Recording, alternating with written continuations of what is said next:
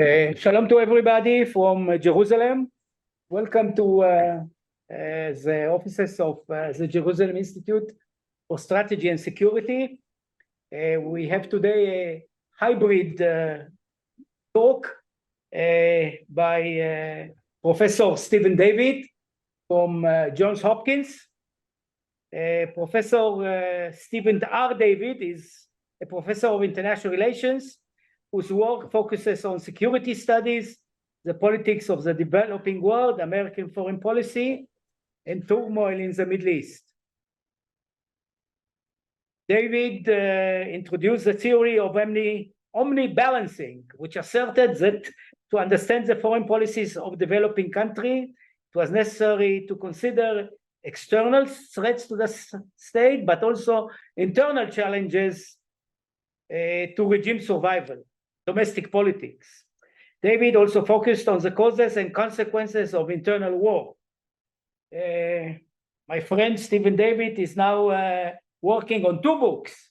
The first examines the emerging Sino-American competition in the developing world, and the second book looks at existential threats to Israel. It uses the experience of ancient Israel. Israel was destroyed several times, and the record of the state deaths in general to provide insights into the danger Israel faces today. These experiences suggest that unreliable allies, rising hegemonic threats, and most of all internal dissension call into question Israel's continued existence as a democratic Jewish state. Among others, Stephen David is a friend, and I'm happy that he agreed to speak on will the U.S.-Israel special relationship endure? Your floor. Thank you very much, Prof. Great to be here. Thanks for inviting me. Yeah, I mean, China and Israel have always been interests of mine. I know they don't exactly dovetail, but when I spent my junior year in Israel in 1970, back at Givat Ram when Hebrew University was there. And I was studying Chinese, Shifrin and others, and it was exciting because I was opening books like this, and like this. So it was it was a challenging and interesting world. I'm not going to talk about any of that today. What I'm going to talk about is will Israel's special relationship with the United States endure? I think our question to that is, does it still exist? Well, that is a reasonable question too. I would say yes, but it's shaky. This is a central question for American foreign policy, but I think even more important for Israel. I'm going to address this question both as a scholar, but also as an American Jew who very much wants to see this relationship persist. So if you're expecting a dispassionate, objective, scholarly analysis, this ain't it. I'm going to argue that the special relationship is indeed in danger, largely because of Israeli actions. And this poses a major, possibly existential threat to Israel. I'm going to divide my talk as follows. I'm going to first talk about what do we mean by a special relationship. Then I'll consider the question, is it in Israel's interest to maintain it? Then I'll examine the bases of support for why this special relationship exists, show why each of these bases are eroding. Then I'm going to talk in a personal sense about the justification of someone like me, a non-Israeli, telling Israel how to behave, what to do. And then conclude with some brief remarks about what Israel needs to do to maintain this special relationship. So a lot of parts, but I'm from New York, I talk fast. So hopefully about a half hour or so, I'll be done. So what do we mean by the special relationship? I suspect this audience knows full well what it is. I mean, the special relationship is defined by massive American support to Israel in military, economic, and diplomatic realms. This level of support has made Israel the largest recipient of American aid since the end of World War II. So what is that support? Well, in terms of military support, over $150 billion. Today, $3.8 billion per year. Roughly 20% of Israel's defense budget comes from the United States. Virtually the entirety of Israel's military procurement budget comes from America. America is committed to maintaining Israel's qualitative military edge, so-called QME, so that the Israeli weapons will be superior to any adversaries or group of adversaries that might pop up. America provides Israel with much of its weaponry, satellite warning systems, assistance on anti-missile defense. There are joint discussions with America on potential threats to Israel, including terrorism from the Arab world, Iran. So clearly, America is central to Israel's security efforts. On the economic side, direct economic aid has been phased out, but America remains a key economic partner. There's a free trade agreement between America and Israel, and America is the biggest trading partner with Israel. So China has taken the place of America as being the largest source of imports since 2021. But clearly, American economic dealings with Israel are critical to the Israeli economy in high tech and in other areas. Diplomatic, America has been central to Israel's efforts to gain acceptance in the world community. America has Israel's back in the United Nations, where the United States has vetoed 53 Security Council resolutions deemed hostile to Israel. That's roughly half of all American vetoes. So again, roughly half of all American vetoes in the UN have been used in the service of Israel. America has fought against the legitimization efforts with BDS, the World Court, the International Court of Justice, and so many other areas. Under the Trump administration, the United States recognized Jerusalem as the capital of Israel. The annexation of Golan Heights was accepted. The United States played a central role in bringing about the Abraham Accords. I mean, clearly, without America, Israel would be a global pariah, isolated, scorned, and sanctioned. But America has prevented Israel from having that fate. So the special relationship is a big deal. Despite these benefits, some say maybe it's not in Israel's interests to maintain the special relationship. The argument here is that Israeli sovereignty and independence of action are hurt by its extreme dependence on the United States. That it's very difficult for Israel to act against American wishes. And Chuck Freilich and others have detailed this. Major decisions that Israel wants to take can only be taken with American approval or at least acquiescence. I mean, think of the 1967 war, when Israel's very existence was at stake. It wasn't until Johnson, LBJ, gave Israel a kind of yellow light that Israel felt comfortable launching its preemptive strike. Incidentally, this was after LBJ reneged on keeping the Gulf of Aqaba open to international shipping. Conversely, in 1973, a major reason why Israel did not seek to preempt the developing invasion of Israel was America told it not to fire the first shot, and it listened to it. Israel's 1982 intervention in Lebanon required American approval. In 1991, what I'm sure was a very difficult decision, Israel did not respond to Scud attacks from Saddam Hussein. And especially important, Bibi's decision not to attack Iran's nuclear installations in 2012, and perhaps other years as well, was due in part and maybe due largely to American opposition, in this case, President Obama. So there's a sense that the special relationship with America carries with it the very high price of compromising Israel's freedom of action, and maybe even its sovereignty. That even in issues dealing with Israel's very existence, Israel has to defer to the United States. And some say, well, maybe it's not worth that price. That said, I and most analysts agree that on balance, the special relationship is very much in Israeli interests. And the reason is simple. I mean, the benefits America provides are critical, and no other country has the will and capability to match what America does. Occasionally you hear loose talk, oh, well, Israelis can turn to China, Russia, the EU. none of these countries has the capability and willingness to help Israel the way the United States does. They don't have the advanced weaponry. Many of them back the Arab world. Case of China and Russia, but they also back Iran. The notion that somehow any of these other countries or collection of countries can replace America is foolish. Fact is, there is no substitute for the United States. And with the end of the special relationship, it doesn't mean that America would be hostile to Israel, but Israel would simply be another country, another friendly country, perhaps, like Singapore, India, the Philippines. No big military aid, fewer large transfers of military equipment, no QME, less coordination on security issues, no blanket diplomatic support, no reflexive vetoes in the UN.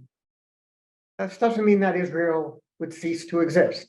It might, but it might also survive. When Israel survived up until 1970, when there was no real special relationship with America, and it might survive the ending of the special relationship today. But its security would be far more greatly challenged, and it would be far more isolated in the world. It would survive, perhaps, but it would not flourish. So, given the central importance of this special relationship, why is it in trouble? Well, understanding why it's in trouble requires understanding why the special relationship exists. And there are three basic reasons that explain the special relationship, all of which are eroding, all of which are in trouble. First is the strategic benefit. The argument is, well, of course, America supports Israel because of the strategic benefits that Israel supplies. I mean, clearly, Israel is the strongest military power in the region. It's an unsinkable aircraft carrier in a critical area. It's pro-American alignment. It's not dependent on this or that government. It provides good intel on a wide range of issues: terrorism, missile defense, drones, urban warfare. So Israel does provide some strategic benefits. Others say, well, the Israel lobby explains this special relationship. Most notoriously, Mearsheimer and Walt argue that the Israeli lobby essentially has hijacked American foreign policy to support Israel, even when it's not in America's interests. I don't believe that's true, but clearly there is something like an Israel lobby, a sort of a constellation of organizations that are dedicated to strengthening American-Israeli ties, such as AIPAC, and it does have some influence. And then there's common values. Both America and Israel are a nation of immigrants. Both follow Judeo-Christian values. And most important, Israel is a liberal democracy. By democracy, it's a country where all citizens can vote. Elections are free and fair. And by liberal, and this is important, the majority cannot impose its will on the minority. It believes in limited government, individual rights, free press, free speech, and independent judiciary. I mean, essentially the rights that were enshrined in America's Bill of Rights. All of these bases of support are in trouble. In terms of strategic, Israeli importance has declined since the end of the Cold War. Israel is no longer an anti-Soviet bastion. It's no longer a bulwark against the spread of communism. In addition, there are forever concerns in the United States that supporting Israel will hurt in developing close relations with the Arab world, that may make America a target for terrorism, and that it's simply not worth the effort. I mean, I don't agree with many of these arguments. I think the history has shown that America could be a strong supporter of Israel and still have very close ties with the Arab world. But nevertheless, these arguments are out there. A key issue that could hurt the American-Israeli relationship on the strategic side is Iran. If Israel launches an attack that the US opposes, that could certainly threaten the Israeli-American relationship, especially if it provokes a wider Mideast war. But the last thing America wants now is a war in the Mideast. I mean, America is focused on Ukraine, it's focused on the rising challenge of China. The last thing it wants to have to do is try and put out fires in the Mideast. And if Israel starts those fires, there's going to be a lot of anger. The key point, however, in terms of strategic ties, is that even during the Cold War, they were never enough to justify the special relationship between the United States and Israel. And that's certainly the case today. So if you just look at what Israel provides America in strategic benefits, it's not enough to justify the massive support that America provides. What about the pro-Israel lobby? Well, first, I think it was never as important as made out to be. You had big failures of the Israel lobby when you had a strong lobby in place. Think of the AWACS deal in 1980, and of course, the Iran nuclear deal in 2015. Had a strong pro-Israeli lobby, and yet these things happened. And there were big successes in the American-Israeli relationship when there was no lobby. Think of the recognition of Israel by Harry Truman.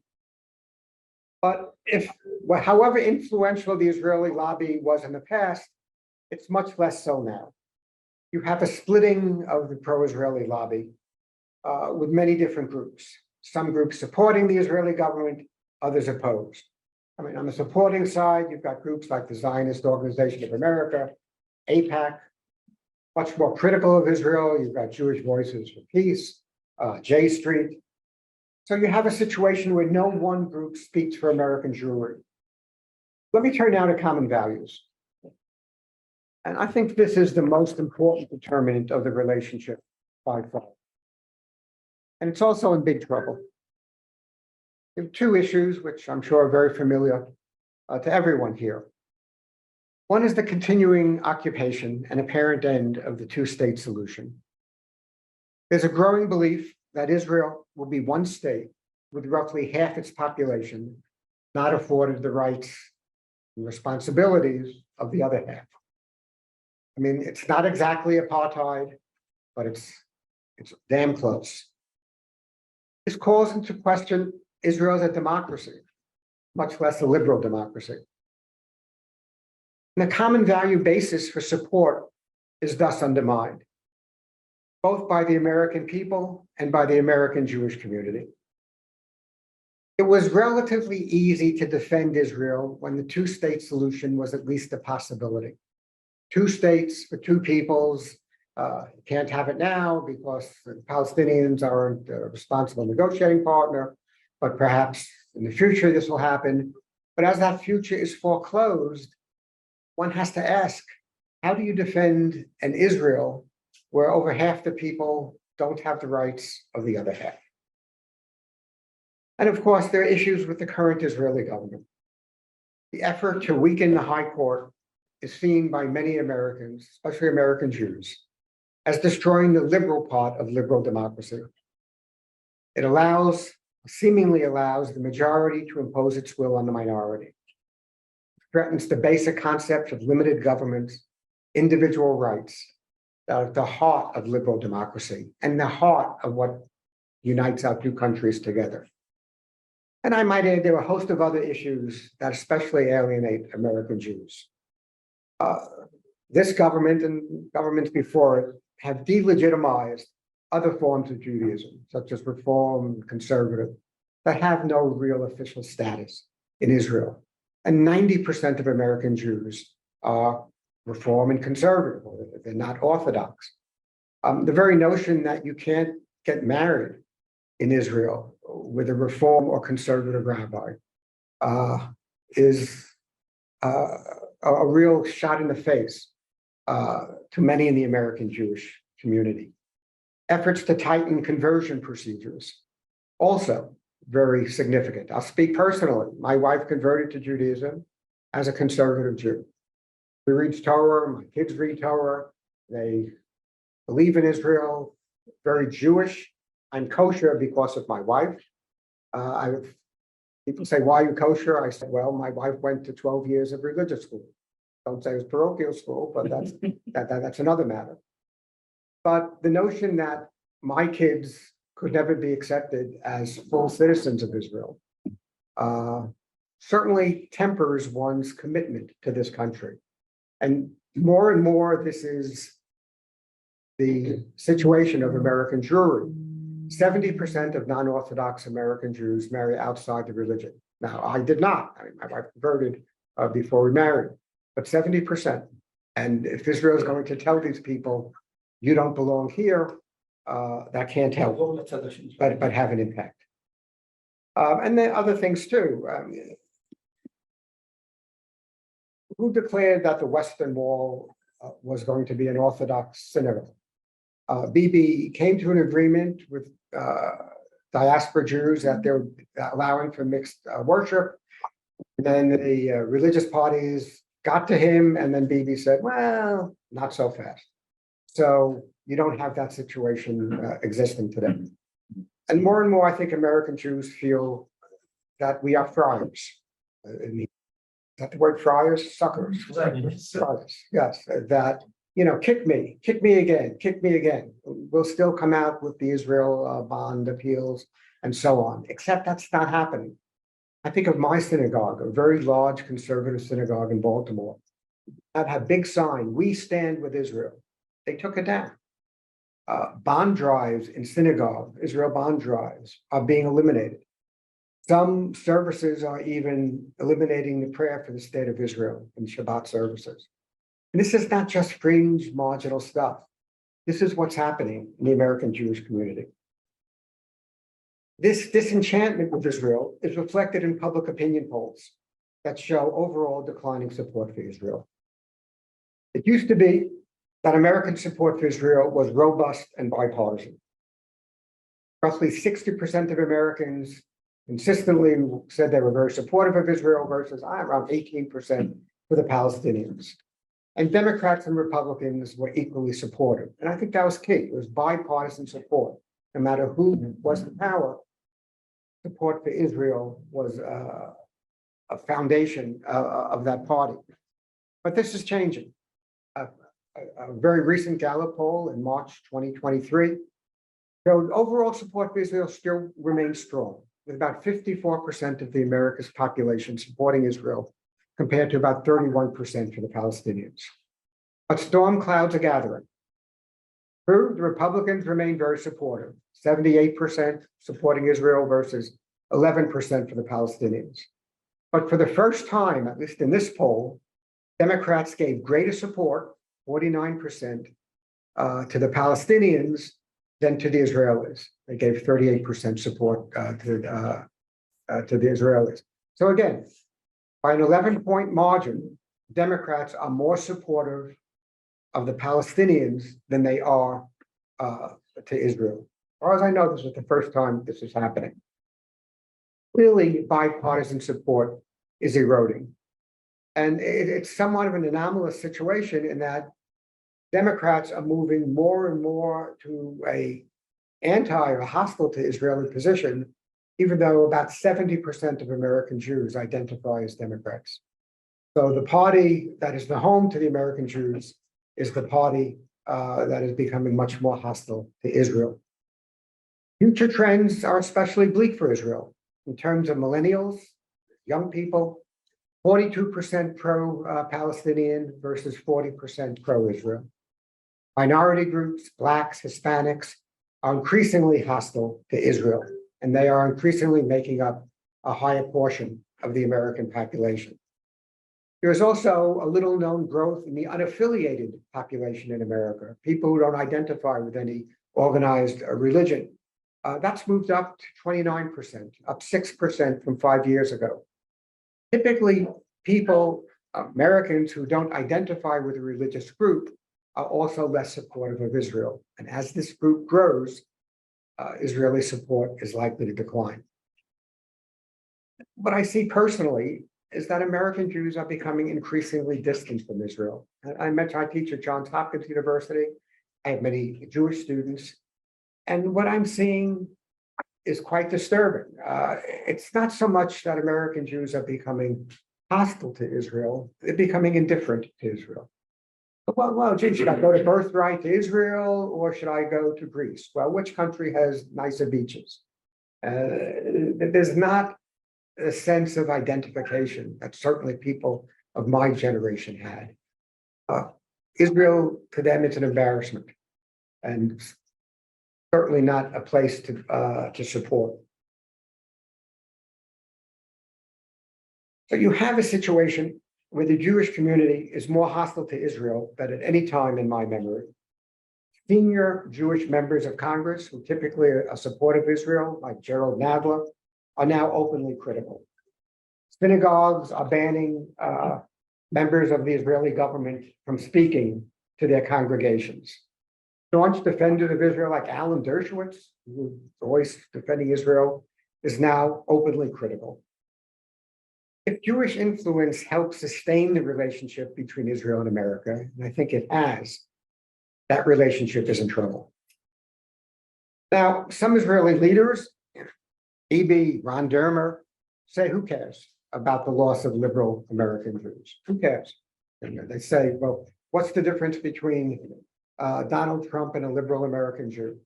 That's because Donald Trump has Jewish grandchildren. So we don't need this group. We don't care about them. And they say, we're in good shape. Israel's in good shape because we've got the evangelicals and the Orthodox Jewish community. These are very slender reeds to base your support on. The number of evangelicals is going down. American white evangelicals made up about 23% of America's population in 2006. Now it's 14.5%. And the white evangelicals are the ones who are most politically engaged on Middle East issues. Young evangelical support is also declining. In 2018, 75% of young evangelicals declared themselves supportive of Israel. In 2021, 34%. It's hard to believe that Israel is in good hands by depending on continued evangelical support. But what about Orthodox Jews? And the problem here again is that they make up only about 10% of American Jewry, and yet their numbers are getting bigger, but not that much bigger. But even more important than numbers, if you look at Jewish organizations that exert influence, that are politically engaged, that are seeking to enhance support of American Israel, overwhelmingly, they're not led by Orthodox individuals. They're people from the Reform and conservative communities. And if you've lost them, depending on the Orthodox community is a very risky business indeed. So what can be done to sustain the American-Israel relationship? And I'll conclude with this. I feel the burden is on Israel, but before I get specific, allow me once again to get a little personal. Spoiler alert, I'm not an Israeli citizen. I don't pay taxes here. I never served in the IDF. I'm also very respectful of the fact that Israel is a sovereign state whose citizens ultimately decide the policies of Israel. So sometimes I ask myself, what right do I have to tell Israel what to do? Well, part of the answer is, well, I am an American. I pay taxes. Some of those taxes go to Israel. So if I'm concerned with how those taxes are being spent, I have a right to speak up. But more importantly, Israel calls itself constantly a Jewish state. It doesn't call itself an Orthodox Jewish state. It calls itself a Jewish state. And I'm Jewish. So I'm presumably a stakeholder in what Israel does. I can't determine what Israel does, but simply shutting up doesn't seem to be an option as well. I should also say I care deeply about Israel. In the United States, we have an expression: friends don't let friends drive drunk. If your friend is driving drunk, is about to drive drunk, you take the keys away from his car. I believe Israel is driving drunk, and I have a responsibility to speak up. And what's the alternative? I'm not going to blindly support whatever Israel does. I don't blindly support whatever America does. I don't want to disengage like so many people in the American Jewish community. So I will speak up, knowing that in the end, it's up to the Israelis to chart their path. And what should Israel do to keep the special relationship alive? Well, let me just quickly revisit the three pillars of support: strategic, lobbying, and common values. On strategic, not much to be done here. Israel will remain a modest strategic asset to the US. but not at the level that justifies the level of support that is today being provided. Again, the strategic relationship, the special relationship, cannot be maintained by Israel's strategic worth alone. In terms of lobbying, the crux of the special relationship also can't be sustained by lobbying efforts alone either. Lobbying may improve Israeli-American ties, but it's not central to their existence, especially at a time, as I mentioned, lobbying itself is splintered. So we come down to common values. Again, the most important determinant of the special relationship and the most threatened. The special relationship, in my view, can only persist if Israel is perceived by Americans as a fellow liberal democracy. Doesn't mean it has to be a carbon copy of the United States. You don't have to do everything we do. And my gosh, a lot of the stuff we do is not very admirable. Does not mean that Israel has to give up its identity as a Jewish state. It can remain, as Israeli scholar Sami Smucha has argued, as an ethnic democracy with special privileges and responsibilities for the Jewish community. It does mean that the special relationship cannot survive the gutting of Israel as a liberal democracy. That requires that at some point, Israel ends this fervent settlement expansion and show a genuine openness to either a two-state solution or some other compromise that provides a decent future for the Palestinians in the territories. And it also means to meaningfully scale back efforts that undermine the High Court's ability to protect individual rights and the coalition's selection of jurists. As a sovereign state, Israel, of course, doesn't have to do any of these things. It can continue to settle the West Bank. It can continue to gut the Supreme Court. It can move in the direction of majoritarian rule. But if it continues on this path, the special relationship with the United States will end, an outcome that is not in Israel's strategic interests. The ball very much is in your court.